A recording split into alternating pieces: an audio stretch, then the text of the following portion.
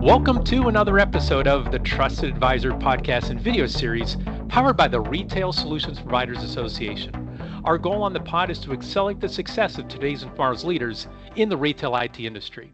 I'm Jim Roddy, back with you again. Thank you so much for joining us. Frequent listeners and viewers of our podcast know we've been talking with leaders from both within and outside the RSPA member community about their leadership journeys and what they've learned along the way. This is one of those rare ventures outside of our industry with a leader who has achieved great success in an area that I'm passionate about, college basketball. I've learned firsthand there are many lessons from the sports world that can be applied to business leadership. Our guest today is Gary Manchel, who just started his 23rd season as the head men's basketball coach at Division I Mercyhurst University in my hometown of Erie, Pennsylvania. Gary is the school's all-time winningest coach, entering the 25-26 season with 388 wins. He's also the first coach to take the program to the NCAA tournament, which he's done 7 times, including in 2018-2019, when the Lakers advanced to the Division II Elite Eight. Regarded as one of the best defensive coaches in small college basketball, Coach Manchel surprised many basketball observers last season when Mercyhurst made the jump to Division I and posted a winning record at 9-7 in the Northeast Conference. Coach Manchel, it is great to see you again, and welcome to the podcast. Great to be here. Thanks so much for having me. You bet. Now, I saw your defenses drive opponents crazy on the Division II level for many years, and it's nice to see you causing headaches for a whole new set of teams and programs across the country. So, Coach, I'm hoping you can shed some light for our listeners and viewers today. We're not going to talk about X's and O's of basketball. We're going to talk about change management. So while at Mercyhurst, you've changed leagues 3 times. As I alluded to, you jumped from Division II to Division I. Roster changes are more frequent now with the transfer portal. And even when your home gymnasium was renovated, if memory serves me right, the architects changed the direction of the court, right? Instead of going east, west, north, south. So what is your general leadership philosophy on how to handle change and change management in general? Sure. I think that the biggest thing for me is to figure out what the ultimate goal is. And it's going to be different for every business, for every coach, for every person in whatever entity they're in. So for me, it's when we deal with, like, just take Mercyhurst for instance. My biggest goal is threefold. It is obviously wins. You get as many wins as possible. The welfare of the student, athlete. Now, so what I probably want to do with those 2 things as far as our focus is everything that we do, whether it be the assistant coaches or myself, I want to kind of directly affect those 2 big picture ideas. So for me, if wins are important, then it comes into recruiting, it comes into scheduling, it comes into fundraising as far as resources. So the way I've dealt with the change is from league to league, I've kind of narrowed down what I think it will take for us to accomplish our 1 or 2 goals. And then with that being said, I want to then only deal with things that will directly influence those 2 things.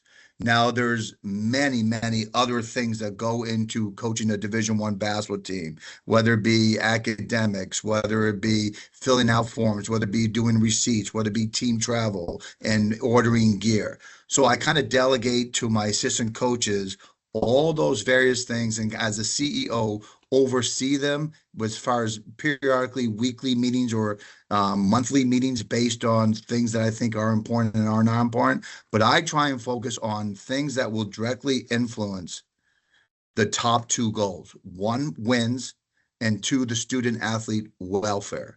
And then along those lines, I kind of like predict as far as who we're going to recruit, who we're going to play, and how we're going to conduct our daily business every single day, with the understanding that everything goes back to accomplishing the top 2 goals.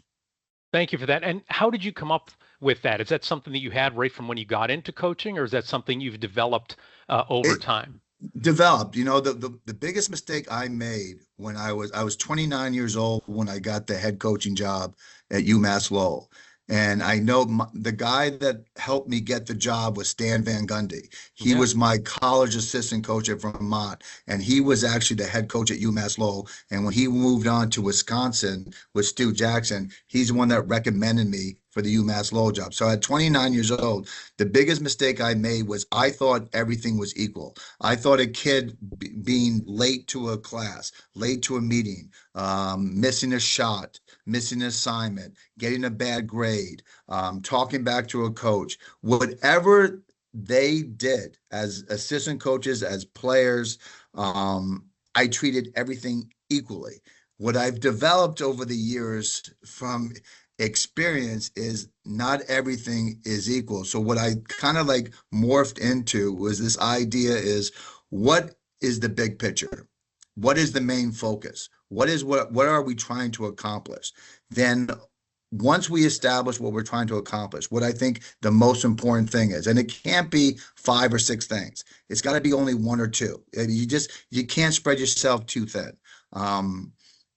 Then I've actually told my staff over the last 20 years at Mercyhurst that I don't do anything. I don't make any decision. I don't worry about anything if it does not affect wins and losses or the welfare of my students. I will deal with it on free time when I have, like today we have a day off. So today we met as a staff and we covered everything: practice times when we're on the road, airline tickets when we're flying, academics going around the room as far as who's needs a tutor or who's in trouble academically, a Zoom on Wednesday night for fundraising for alumni, because I had the time to actually do something that didn't involve something that was directly influencing wins and losses.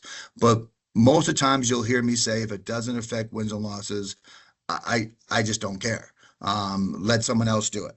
And I think that kind of developed over time, over experience about being the boss, learning that if you take away from chasing your goal, you're going to kind of like lose sight and you're going to lose track as far as accomplishing your goal. Got it. Got it. So like first things first, you got to have priorities and other things fall in line. So so folks who might be saying like, well, I don't know why how's Gary giving me this advice? So you navigated change successfully last year, again finishing third in the NEC regular season standings. And I'm curious, the core of your team was 3 Division II guys, including a transfer from a 7-21 program that didn't qualify for its own D2 conference Right. tournament. So Yeah. how did you get your players and your coaches to believe that immediately you could achieve that level of success? Yeah. In fact, all 4 of the 5 starters were Division II. And I think the first thing is the understanding that nobody that you're competing against in business, no one that you're competing against at the Division I level, cares about your problems. I think once you understand that if you're going to sit there, kind of rationalize things, make excuses for things, reasons why you can't accomplish your goals, that's going to affect you accomplishing your goals. So the first thing, and I learned that from my father and mother, they used to always say, like, no one really cares about your problems. Everybody has problems, Gary. You got to pick an option, pick the best option, and then just go with it. The second thing is expectations. With the people that work for you, the people that play for me, I kind of say from day one that when we start playing games, we expect to win. We don't care who we play. And what helps is if you can have positive reinforcement, if you can have a win for us, a win in basketball against an opponent that maybe on paper you're not as good as, to kind of reinforce that you're capable of doing things that you want to accomplish during the year, that's going to go a long way. For us, we got a little lucky. When our first year, we had 2 scrimmages. We played Youngstown State and we played Duquesne in the Atlantic 10. We actually beat Duquesne in a scrimmage. And one of the things I preached that week going up to Duquesne was, I don't care that they play in the Atlantic 10. I don't care that everyone thinks it's supposed to be this. When we start playing basketball, we have the expectation that we're going to win. So the 4 Division II guys, and I would say this now, on paper, there's no way that we should have came in third. Like, I understand it. Like, we had an amazing year in year 1. A lot of it had to do with, we went into every game, we went into every practice, we went into the season not caring that we were Division II players, that we went in expecting the success we had at Division II, we deserve to have in Division One. No one's going to outwork us. I'm not saying we're going to work harder than other people, but we're going to work the same. We're not going to get outworked. But I think that the belief that my players and my staff had was I didn't really give them a choice to second guess themselves. And I think that goes a long way. I think when you raise the bar with people, they meet your expectations. When you give excuses and you give rationalizations why you can't accomplish something, you're giving them an out for actually not accomplishing what your goal is. Interesting. And one of our members just actually recently said, and I found this pretty interesting. Oftentimes, organizations, when the leader sets out, here's how big I think we can be, that tends to be the max of what they ever get to. But if somebody says, no, we could be as big or as powerful as whatever. But that's what it sounds like you're saying. You're starting with that. You're not looking, because I remember a coach saying one time, hey, look at our schedule. What do you think our record's going to be? And a kid said, like, 26-5. Oh, which five do you think we're going to lose to, right? It seems like for your entire schedule, you're thinking going in, we got a chance. We just gotta, like, it's a genuine belief that you have, is what it sounds like. And we reinforce that like almost every day or every week in practice, you'll hear me say, I don't care who's hurt or injured. I don't care who we're playing. When they throw the ball up, our expectations is that we win and nothing short of that. And then when you do lose, when you don't accomplish what you want to accomplish as far as your focus, you can't say, in my world, you can't say that's okay. You have to say that's not good enough. There's something that we need to do or what we can do. I never really believe in my whole career that when we lost the ball game, well, we did everything we could do. Yeah. The other team was just better. I just never bought into that. I always thought there is something that we should have done, we could have done. We got to figure it out on film. We got to figure it out in recruiting. We got to figure out on scheduling. We got to figure out on resources. There is something that we can control to actually get the result that we want to get. Got it. So yeah, never the victim, always in control. There's always something you can do better. So we're talking about change. I also want to talk from a staffing standpoint, because that's been a change for you. Folks who don't know, Division II tends to have very small staffs. I remember, this will show how old I am, but when I played at Gannon, which is my alma mater, they were a rival of Mercyhurst. John Beeline was the head coach at Lemoyne. He ended up, for those who don't know, having great success in the college sports world, took University of Michigan to the national championship game. I remember him. He was the one who drove the van. He would help unload the van and do everything of that nature. So when you made the jump from D2 to Division I, your staff expanded. So now you have 4 assistant coaches plus a volunteer assistant coach. I'm curious, how did you handle that in terms of changing how you ran your program, how you spent your day, and everything else related to really having more direct reports and really running a larger operation? Yeah, no, it's a great question. I think kind of goes back to the first question as far as, as far as having a goal and having a clear understanding of what you want as a program. So we went from one full-time assistant and a graduate assistant who was never here in the summertime because they weren't getting paid, to 4 basically full-time assistants. And then we have a strength coach now. We have a volunteer now. So we have a very large staff. So the same thing applies to run any corporation, to run any business, to run a Division I program. There's going to be 20, 25, 30 different things that it entails. Some of them are very, very silly, like filling out a care report as far as how many hours you practice, or phone logs of who you recruited, or doing receipts at the end of the month. There are some things that are just busy work that it doesn't really matter who does them. I think the thing that people kind of lose track of, when I assign my 4 assistant coaches different responsibilities, the number one thing still relies on what we started at the top of the show, in the sense that my focus is on winning and student welfare, because if the student welfare is really good, you're going to have the player on the floor. If they're not hurt mentally or physically, they're going to be playing. If they're playing at the highest level, it's going to actually have a positive effect on winning basketball games. So those are the 2 things that I focus on. So when I divvy up the responsibilities to my staff, I take the reins of watching a film, of scouting, of recruiting, of planning practice. The things in my world will directly influence wins and losses. But I don't actually assign my assistant coaches their responsibilities for a good month, month and a half, until I get to know them. I don't think what you should do. My philosophy is not just, hey, you take these three, you take the next guy takes another three, the third guy takes another. You want to find the strength Hmm. of each assistant coaches, what they're good at. And that's what you put them responsible for. Hopefully, you kind of like coach them up during your careers with you to get them more well-rounded so they can do a variety of different things. Once I got to know like assistant coach was just really good academically, just really had a knack for getting players to reach their potential academically, to following up with teachers. They had a good rapport with the teachers. Once I got a feeling for that, then I would put that person in charge of academics. If I thought the guy was really organized, really meticulous, I would put him in things.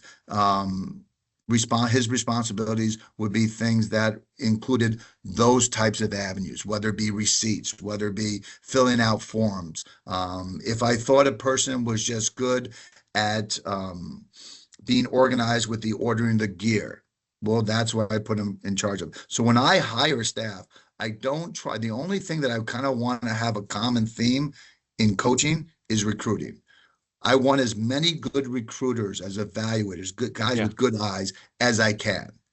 After that, I try to have them complement not only each other, but for me as well. In other words, I think one of my greatest strengths is the X's and O's. So I try to worry about other things that I feel like I'm not strong at as far as when I hire my assistant coaches. I don't really need a great X and O's. If we can find someone that can do that with those other things, great, because those conversations can only help us get better. But what I would like to do is I'm really bad on things that don't directly influence wins and losses. I'm really bad. I just don't care. I just push it aside consistently. Like almost every day. If somebody doesn't affect wins and losses, so like we had a team meeting with the staff today, and I forget what we were talking about. I said I just don't care. Do Hmm. whatever you want. I don't care. Just let me know what we're doing, but I Yeah. don't care what we do. Um, so you want to find someone that will make you look good as a CEO or as a head coach, but also when you assign responsibilities to the people that work for you, get to know them before that you assign them responsibilities so that they are strong in what they're doing so they can make your program look the best it can be. I mean, it's something as simple as community service, which is really important. It doesn't affect wins and losses, but administrators like it, presidents like it, and it's good for the learning curve of our student athletes to learn how to give back. We have a guy, on my staff, Joe Cosgrove, that's really into it. Like he goes out of his way to Hmm. call, elementary schools, middle schools, YMCA's, other teams in the area just to be part of the community. He embraces it. He likes it. He's good at it. He does things during the month that I don't even know that we're doing. Right. And because of that, every year then when we divvy up the responsibilities, he always gets, hey, Joe, you're responsible for community service. Yeah. Um, so it can make your program look good even though you're not really involved. But I think one of the keys with a big staff Yeah. is not just automatically assigning them responsibilities before you get to know what their strengths and weaknesses are. Yeah, find out what they're enthusiastic about. But it seems like even zooming out, it's almost first you have to like know thyself, right? Like some people, leaders are like, I'm great at everything. I should, I lead everything. I have to stick my, hands in everything. It sounds like you understand there's some things that you're just not strong Right. at, and then just lean into your strengths. So I guess there's an element of some humility in recognizing that. Is that accurate? That you've got to Absolutely. understand where you're weak? If you're not honest with yourself, I think it will affect achieving your ultimate goal.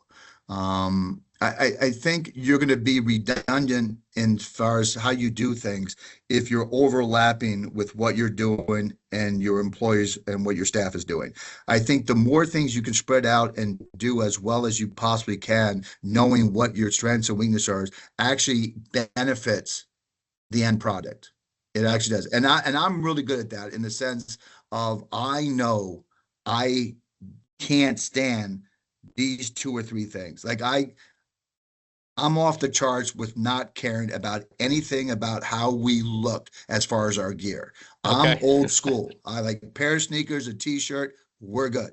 But in today's world, that's not the way Division One works. Yep. So knowing that, I put my assistant coach in charge of it, and I give him a budget. Like I say, like, hey, listen, let's try and keep it within this, and then I'll oversee it. I would say we meet no more than 3 or 4 times a year as far as what we're doing. And most of the times that we meet is based on how much we're spending versus what we're actually spending it on.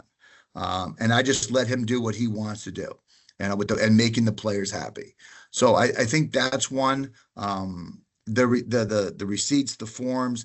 When I was 29, I did it all. Or if I put an assistant coach in charge of it, I was always looking over their shoulder. Yep. Now it's like, just do it. And I'll follow up, because at the end of the day, and every CEO will say this, if it doesn't work out, you're still going to be the person they blame. Yeah. Like the administration, the president is not going to go to one of my assistants. How come this guy failed the test and not eligible? How Yeah. come you're over budget? How come, the forms aren't filled out? They're going to you. So you still have to oversee it. And that's one of the reasons why it's important to make sure the people you put in charge of it are good at what they do as far as their strengths and weaknesses. Yeah, because they'll be self-motivated to do it as opposed to you having to kick them in the butt Right. in order to do it. So we've talked about change management, and so along those lines, I'm curious, what have you learned about how to sustain success as a program and as an organization, despite all the change that you and your team have experienced? How have you been able to do this so consistently? Because so folks who don't know, I'm going to talk about this a little bit more. Mercyhurst was not like you jumped in and it was like a powerhouse, right? And you're just like, let's keep this thing going. You had to build it up. So how have you been able to sustain that success? I think a couple things. First of all, in any business and in coaching, winning's hard. Being successful is hard. It's not like you just wake up and you just want to be successful, and you are. I think that the four things that really I've learned throughout my career, I think that's probably number one. Like, it's difficult. Yeah. Number two, everybody wants to do it. Like in other words, everyone wants to win. Everyone wants to be successful. The thing that separates the people is whether or not they're talented, whether or not they have the resources, whether or not they have the work ethic, whether or not they have the people with them. You're only as good as your staff and your employees.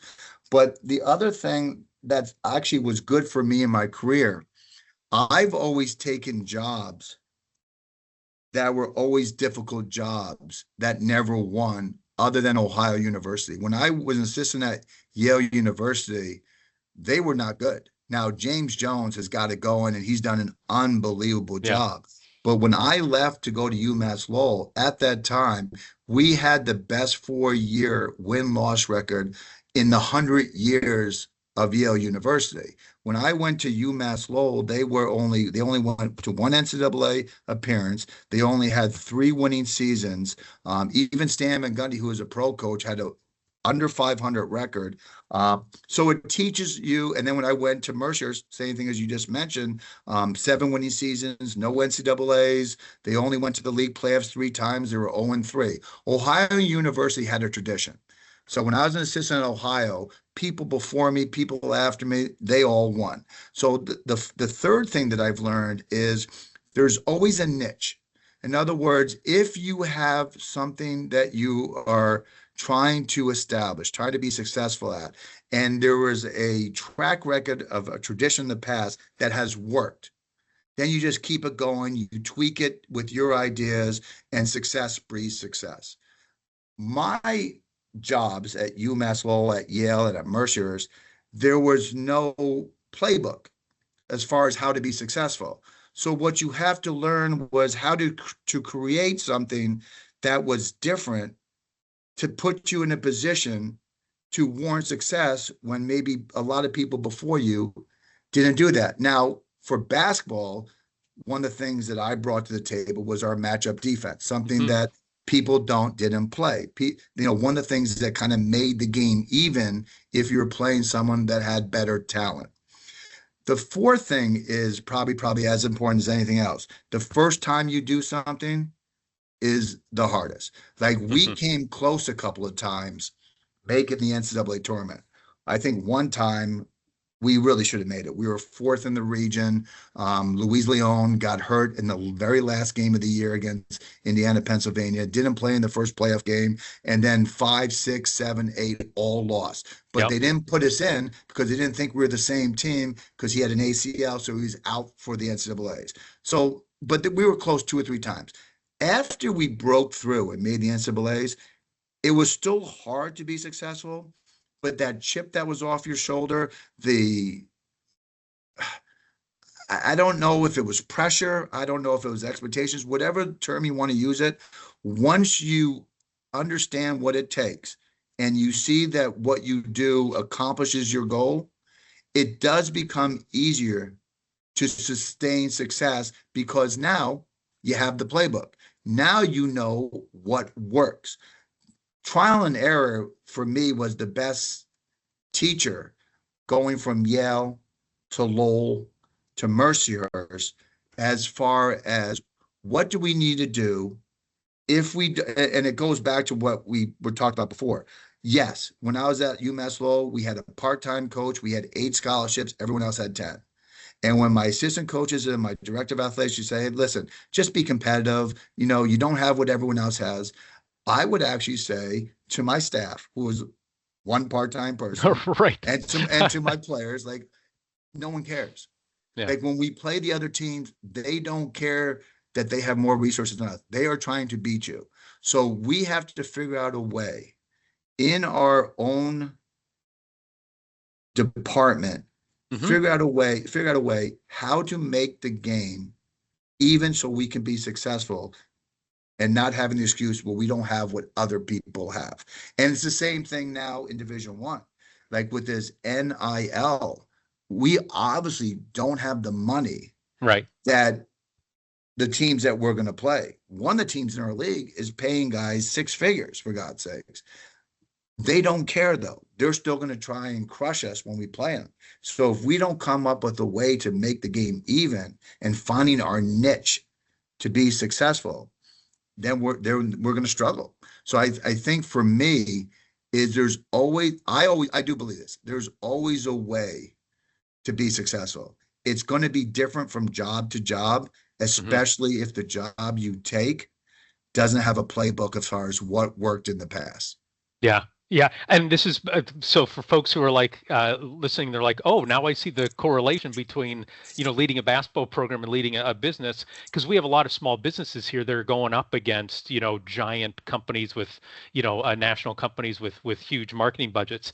And then you talk about trial and error. I say all the time, try, test, measure, adapt, try, test, measure, adapt. You really don't know what's going to work, but especially being a smaller organization, you can be nimble and you can do that. That's what it sounds like you've done. And now that you've found, like you said, that matchup zone, which is driving all sorts of people crazy, which I always enjoyed, unless it was you were playing against my alma mater. It was really great to see, and so that's what it sounds like, that you've figured out that niche and you build everything around that. If I'm understanding correctly, right? You recruit guys who want to play that, who can play that, who think you can play it. Now it's harder and harder now in Division I with the portal, with people moving in, from different team to different team over the course of 4 years.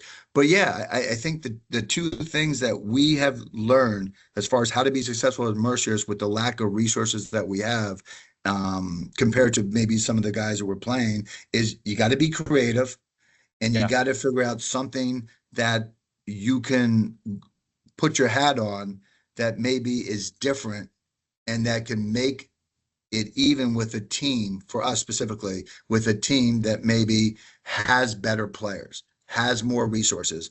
But you guys still have to figure out, because like I said, no one cares about your problems. You still got to figure out how to be successful if that is one of your goals.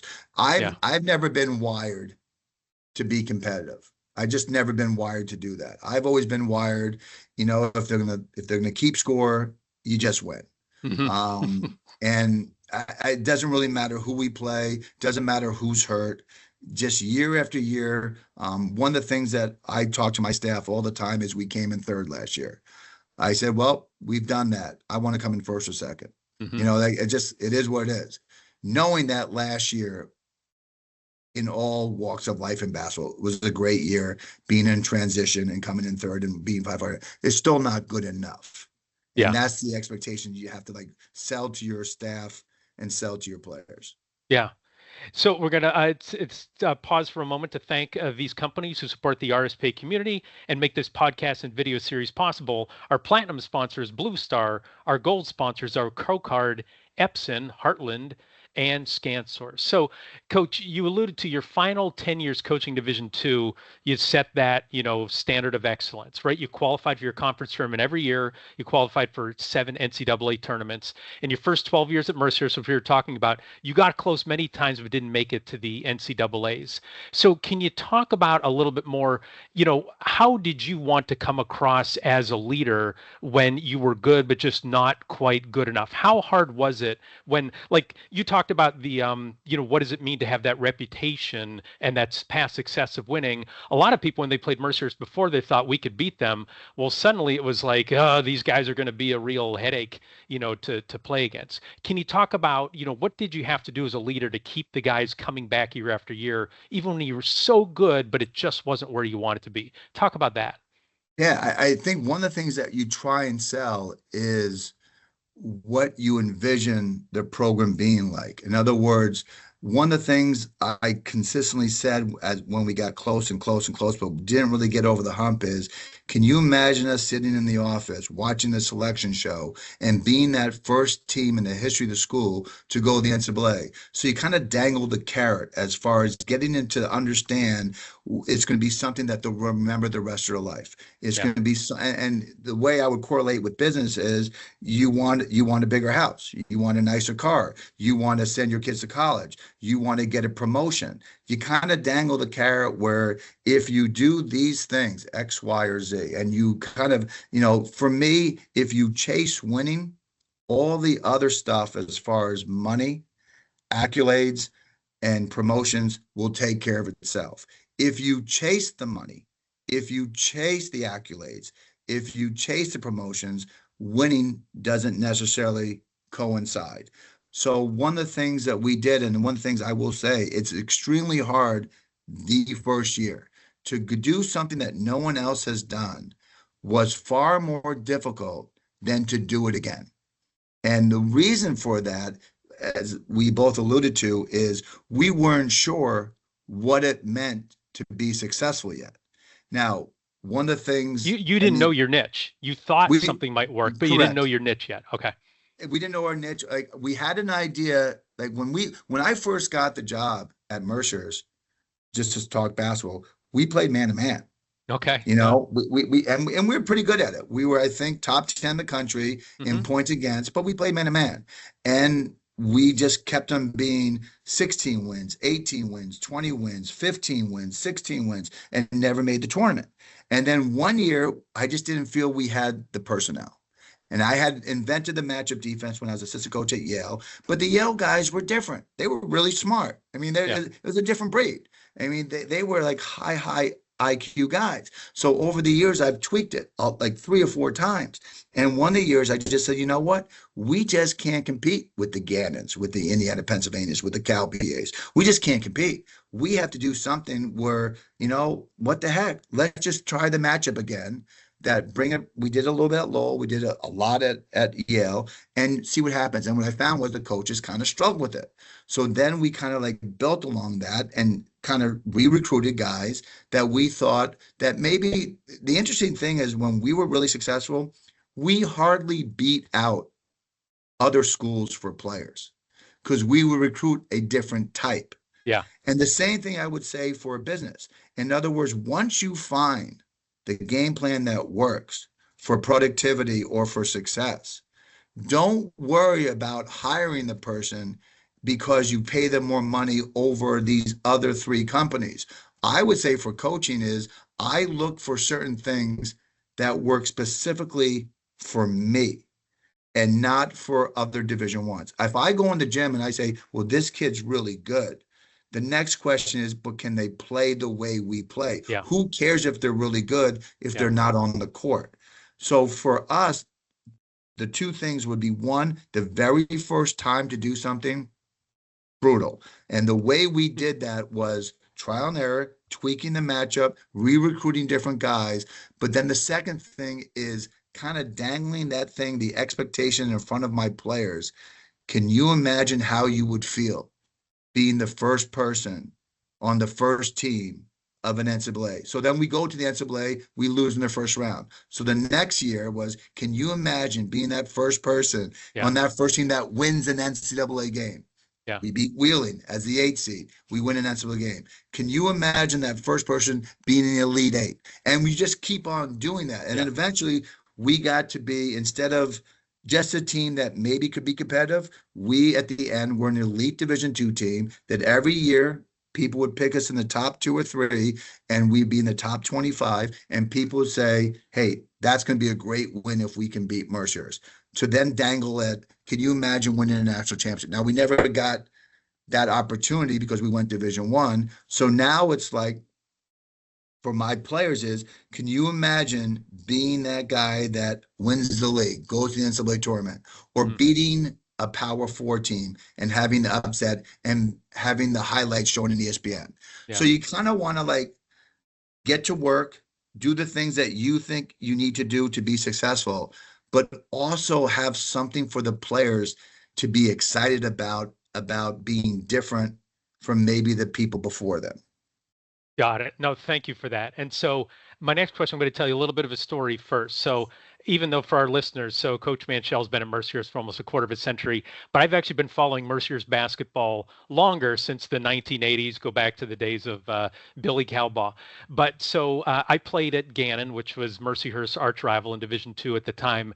The year after Gannon, I was working for somebody who actually, did they still have that big preseason basketball banquet when you started coaching there? Yeah, it was great. So, yes, like it was Dick Vitale, Billy Packer, all these well-known folks would come in. Well, he had a table there, and so he invited me to attend. I was like 1 year out from being a walk-on at Gann. I felt like, the fox in the henhouse.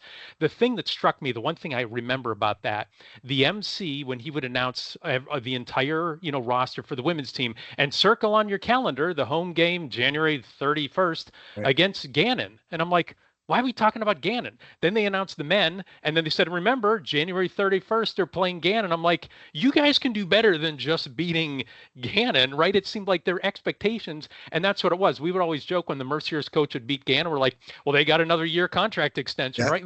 That was like the thing. That was the goal. I guess, can you talk about, we've talked a lot about raising expectations for the team.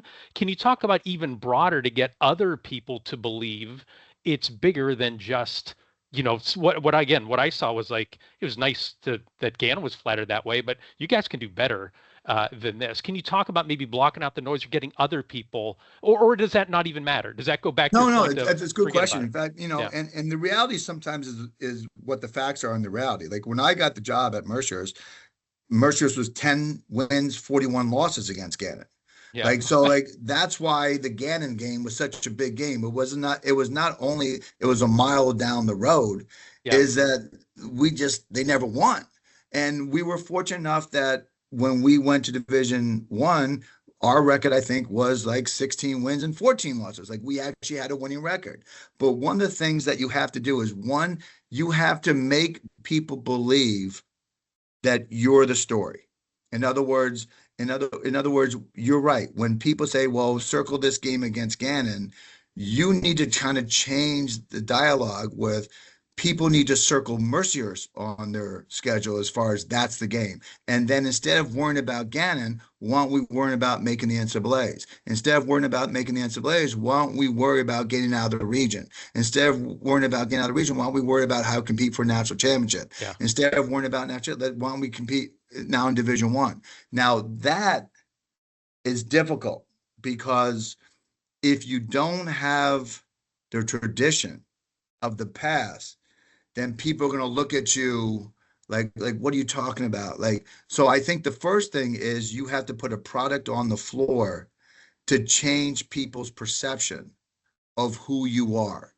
And the one thing that is actually a little bit subjective is it has to be something they see. It can't be just talk. You can't convince a reporter. You can't convince the community. You can't convince administrators. that we're better than circling Gannon on the schedule until we prove we're equal or better than Gannon.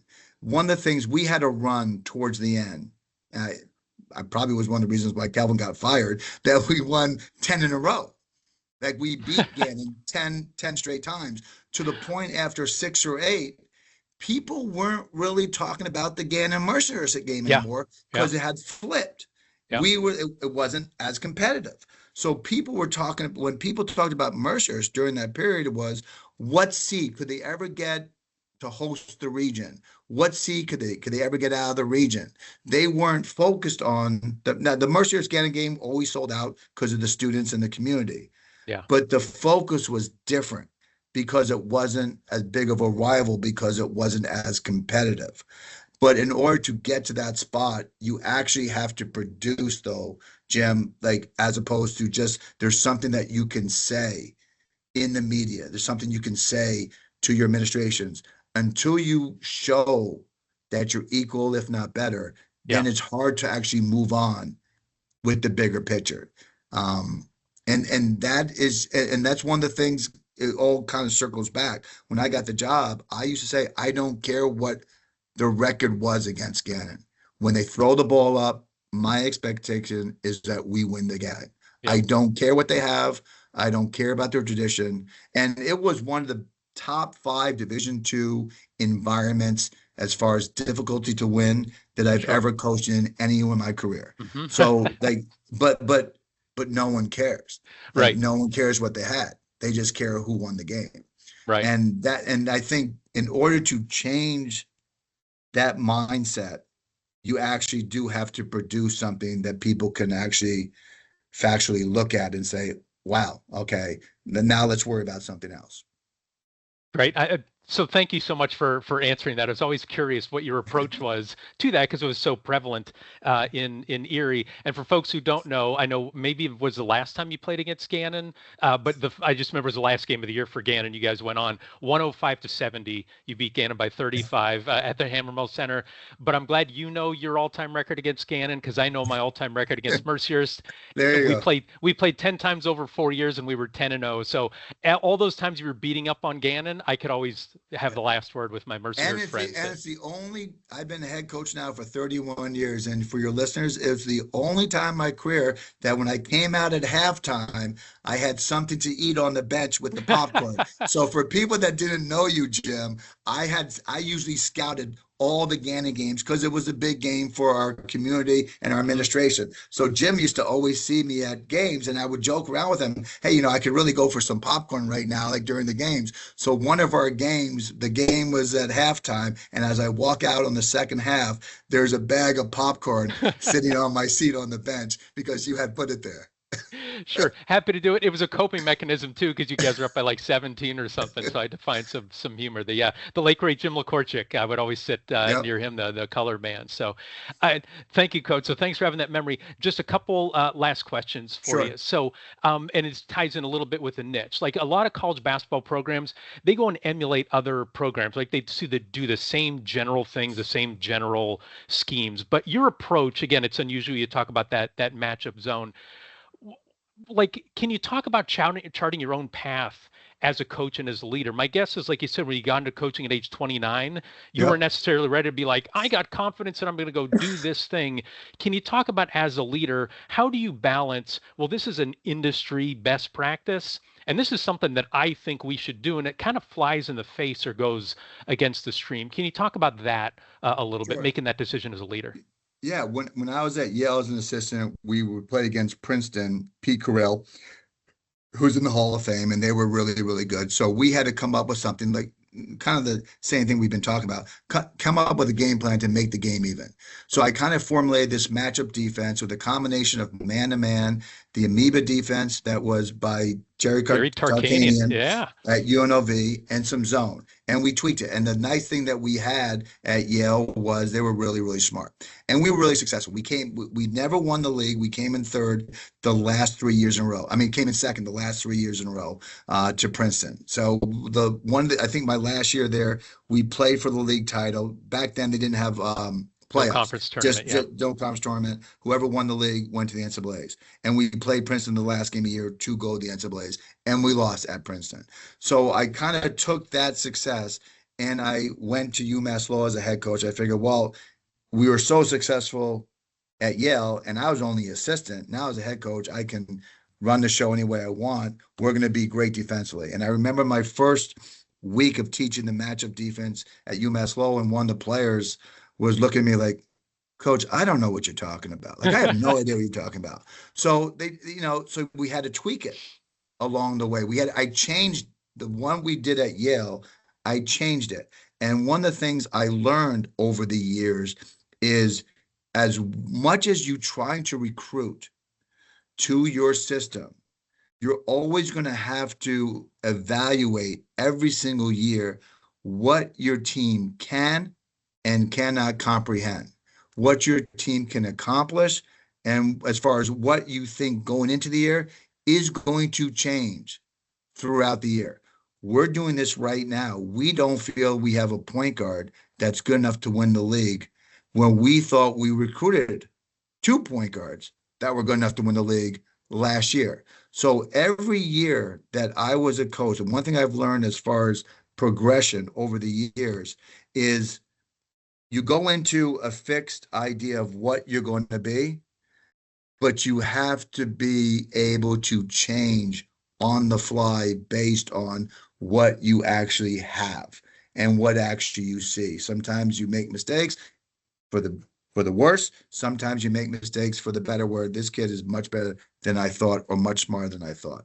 So for me, it was having the success at Yale, but then having to change it at UMass Lowell because I had different kids. I had different teams we were competing against. And the same thing goes for Mercyhurst.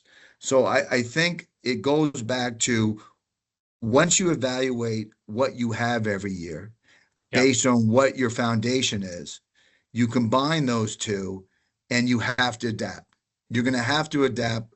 Sometimes you have to adapt in the middle of the game. Sometimes you have to adapt during the season. But it goes back to having a plan based on what you know is successful, what's worked in the past. If it doesn't work, the definition of insanity is doing the same thing over and over again and expecting different results.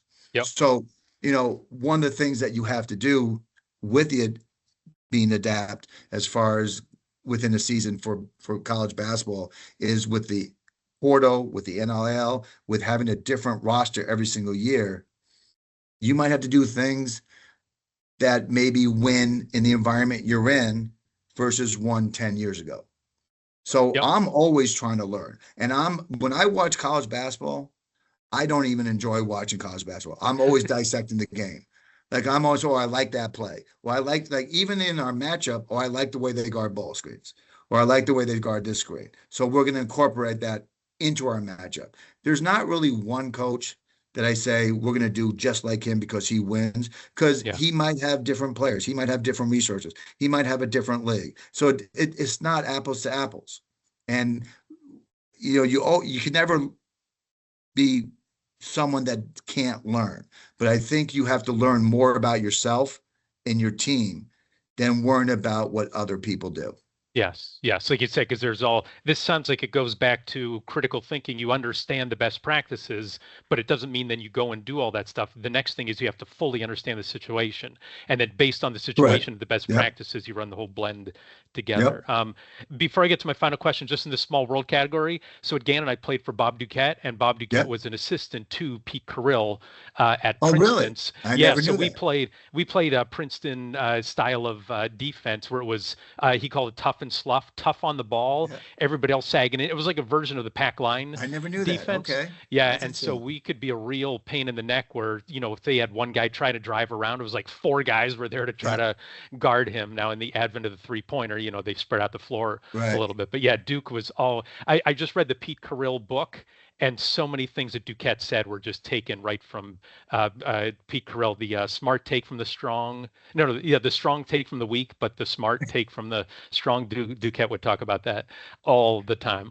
My senior year, I could fill in. He would lose track of his thoughts, and I would fill in the rest of his stories because I had heard them multiple times. I like that. He was great to play. I'm going to use that. I like that. Yeah. Yeah, he was great that way. So, last question for you, Coach. Like, what would be your final words, right? Talking to whether it's a young coach, a new Yep. coach, or whether it's talking to a new business leader about change management. We've talked a lot Yep. today. What would be your 60-second, 90-second message to them? Yep. Have an idea what you want to accomplish.